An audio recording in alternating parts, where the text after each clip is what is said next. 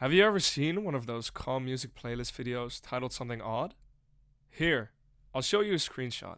Often, these videos play calming background music. Yet, even more remarkable is that all these videos use background images of certain manga characters. Think of mangas such as Vinland Saga and also the manga we will be talking about today, Vagabond.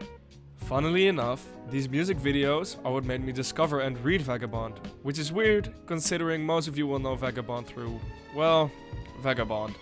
In this video, I want to simply share my thoughts after reading the manga, while keeping it mostly spoiler-free for any viewers that want to read the manga themselves. Just keep in mind, I will be using some panels throughout the video, and some less important examples. I will also be giving a short introduction about the global journey of Vagabond. So, without further ado, let's talk about what this manga, which has been abandoned for more than 10 years, has in store.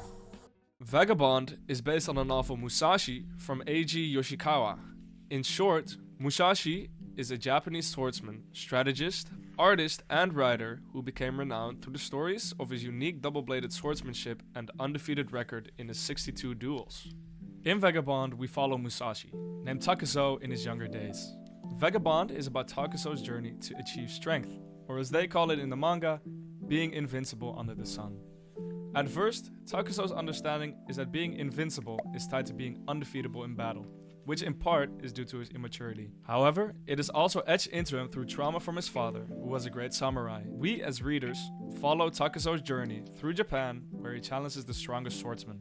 Throughout his journey, we follow each part of his life, the places he stays, the roads he travels, and of course, the duels he fights. We even see the smaller details, when he eats, when he bathes. These showings bring more life into the world. And what I love so much is that each encounter Takuzo has, whether it is a fight or a host of where he stays, they all feel like they contribute to helping Takuzo mature and realize what it really means to be strong. Hell, even climbing a mountain makes Takuzo question his position and taught him to enjoy the journey. However, I'm getting a bit too ahead of myself here, so let's go back a bit. Early in his journey, Takuzo realizes that he's not as strong as he thinks he is.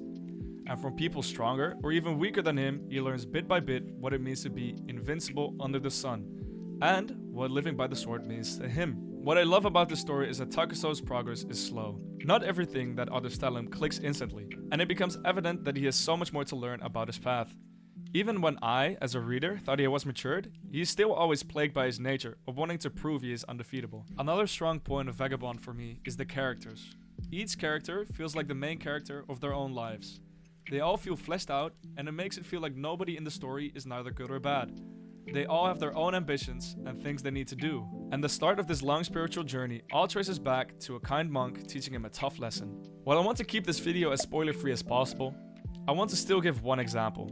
At some point in the story, Takuzo stays at the house of a family. In this family, the father creates Buddha statues, which he then sells in the town. At some point, Takuzo and the man have a deep conversation about their meaning of their path.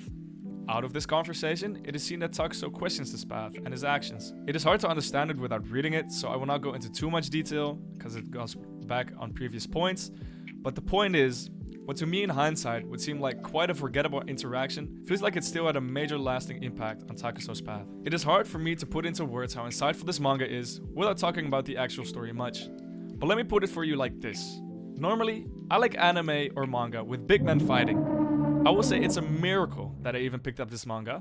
I won't say much about it, but eventually there's an arc about farming, and when me, a guy with zero attention span, thinks that an arc about farming is one of the best things he's ever read, then you know you've got it right. By the way, this does not even go into the fact that the art in this manga is some of, if not the greatest, most refined art you will see in any manga, and at the end of the story, Takuzo shows up late to a date and kills a man with a boat oar. Or at least, that's what happens in the original novel Musashi. Because yes, unfortunately, as the title implies, this manga is unfinished. After completing this, I am not one bit surprised this manga is in the top 3 mangas of all time on my anime list. I do not think I've seen one person that has read this series say something negative of it. Hell, even the creator of the manga, Inoue, is feeling at least some kind of pressure of meeting expectation of Vagabond because it's something so special and outstanding. I read through the manga in a couple of weeks non-stop. Even with Berserk, when I did that, I had to take a break. Yet, even after reading Vagabond until its incompletion, I was satisfied. Even without an ending, so many topics are explored within this piece of paper. Of course, it is not impossible Vagabond will be finished someday, but I will not count on it. In one interview, Inoue has expressed interest in returning to the series, but I would not say this indicates anything as it was back in 2022. Perhaps when his manga Real is finished, we can hope to see something. Vagabond is less a story about sword fighting and more a philosophical journey disguised as a samurai manga. I cannot recommend it enough, even while unfinished.